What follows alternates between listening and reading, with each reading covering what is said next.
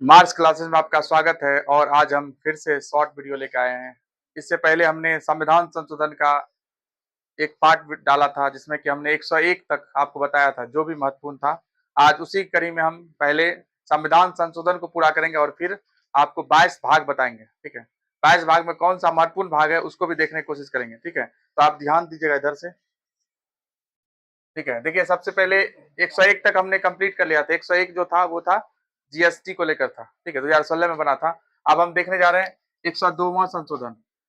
ये अनुच्छेद 342 के अंतर्गत, अनुच्छेद 342 के अंतर्गत राष्ट्रीय पिछड़ा वर्ग आयोग को संवैधानिक दर्जा दिया गया। राष्ट्रीय पिछड़ा वर्ग आयोग बोले तो ओबीसी। ठीक है, ओबीसी को राष्ट्रीय पिछड़ा वर्ग जो है जिसको क्या दिया गया, संवैधानिक दर्जा, मतलब संविधान में उसको जगह दिया गया। ये कौन सा संशोधन द्वारा? 102 2018। और कौन सा अनुच्छेद? 342 के तहत। ठीक है, ये इसको ओबीसी बोलते हैं, पिछड़ा वर्ग आयोग मतलब ओबीसी। ओबीसी को दिया गया दर्जा। ठीक है, नेक्स्ट देखिएगा 103वां संशोधन 2019। 103वां 2019, इसमें क्या हुआ? ईडब्ल्यूएस को, ईडब्ल्यूएस मतलब होता है इकोनॉमिक वीकर सर्विस, सवर्ण।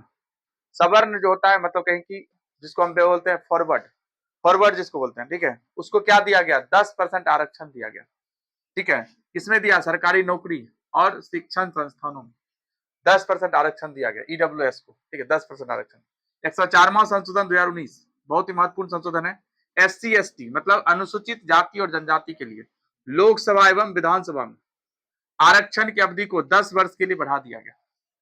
आरक्षण की अवधि को 10 वर्ष के लिए, 2020 में आरक्षण खत्म होने वाला था, उसको अब 2030 तक कर दिया है। 25 जनवरी 2020 से बढ़ाकर 25 जनवरी 2030 तक कर दिया है। किसके आरक्षण को? एससी और एसटी का आरक्षण। किसमें?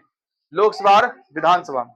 ठीक है, आप देखिएगा बढ़ा दिया गया। इसके अलावा एंग्लो इंडियन, इसके अलावा एंग्लो इंडियन के जो सदस्य थे, ठीक है, एंग्लो इंडियन के सदस्य थे जिसकी नियुक्ति पता होगा लोकसभा में राष्ट्रपति द्वारा क्या किया था? 2, और राज्यपाल द्वारा विधानसभा में 1 सदस्य की नियुक्ति। ठीक है, दोनों को क्या कर दिया गया? सीट को समाप्त कर दिया गया। ठीक है, लोकसभा के 2, लोकसभा में क्या होता है? राष्ट्रपति द्वारा 2 सदस्य को मनोनीत किया जाता था। एंग्लो इंडियन, एंग्लो इंडियन किसको बोलते हैं? आंग्ल भारतीय, मतलब जो अंग्रेज, अंग्रेज जो भारत में रह गए थे, आजादी के बाद जो अंग्रेज अंग्रेज यहाँ से नहीं गए थे, भारत में रह गए थे।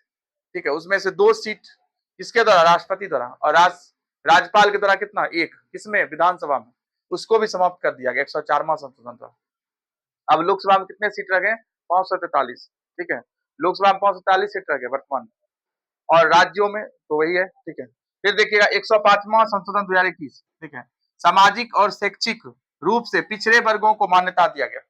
सामाजिक और शैक्षिक रूप से पिछड़े वर्ग, जो पिछड़ बैकवर्ड कास्ट में था, उसको क्या दिया गया? मान्यता दिया गया। और देने के लिए राज्य सरकार को शक्ति देगी। मतलब राज्य सरकार यह तय करेगा कि कौन जो है वो क्या है? पिछड़ा है, पिछड़े वर्ग में आएगा। कौन तय करेगा? राज्य सरकार। राज्य सरकार के पास ये शक्ति दिया गया। किस संशोधन द्वारा? 105वां संशोधन 2021 के द्वारा, कि राज्य सरकार तय करेगा कि कौन पिछड़े में आएगा। ठीक है, अगला देखिए 106वां संशोधन, बहुत ही महत्वपूर्ण। लोकसभा, विधानसभा और केंद्र शासित प्रदेश। किस किस में केंद्र शासित प्रदेश? दिल्ली, पुदुचेरी और जम्मू कश्मीर। अभी जम्मू कश्मीर में नया विधानसभा बन गया।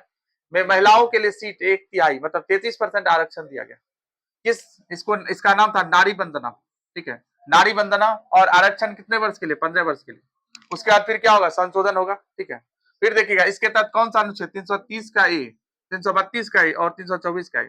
330 32 दो के अंतराल पर सिर्फ ए लगाना है सब में। 30 32 ये भी जोड़ेंगे। ठीक है, तो ये था हमारा संविधान संशोधन। अब हमारे भाग, संविधान में महत्वपूर्ण भाग देखिए। मूल संविधान में कितना भाग था? 22। ठीक है, वर्तमान में कितना है? 22। तो भाग में किसी तरह का कोई परिवर्तन नहीं है। संविधान में कितने भाग है? 22। अब देखिए भाग 1 है संघ एवं राज्य। ठीक है, संघ एवं राज्य मतलब 28 राज्य और केंद्र शासित प्रदेश का उल्लेख। फिर है दूसरा में नागरिकता है। ठीक है, नागरिकता। तीसरा मौलिक अधिकार या मूल अधिकार बोल सकते हैं, फंडामेंटल राइट्स का उल्लेख। तीसरा में डीपीएसपी, राज्य के निर्देशक तत्व। किसमें? 4 में। फिर है 4 के कम मौलिक कर्तव्य। ठीक है, मौलिक कर्तव्य। देखिए ये मौलिक अधिकार जो है किसका है? नागरिक का अधिकार है। फिर ये भाग 4 में डीपीएसपी ये किसका है? राज्य का कर्तव्य है, सरकार का कर्तव्य है। ये फिर क्या है? हमारा कर्तव्य है, नागरिक का कर्तव्य। फिर है भाग 5 में संघ। ठीक है, संघ सरकार का उल्लेख है, जिसमें महान्यवादी भी आता है। ठीक है, फिर है आपका भाग 6 में राज्य। फिर 9 में फिर पंचायत। ठीक है, फिर भाग 9 के क में नगर पालिका। ठीक है, भाग 9 में क्या है? 9 के क में नगर पालिका। 9 में आपका पंचायत है। ठीक है, फिर 9 के ख में क्या है? सहकारिता। सहकारिता है। और भाग 10 में एससी और एसटी का क्षेत्र, अनुसूचित जाति और जनजाति का क्षेत्र है। फिर 11 में संघ और राज्य के बीच विधायी संबंध, ठीक है, विधायी संबंध दोनों का उल्लेख किसमें, भाग 11 में।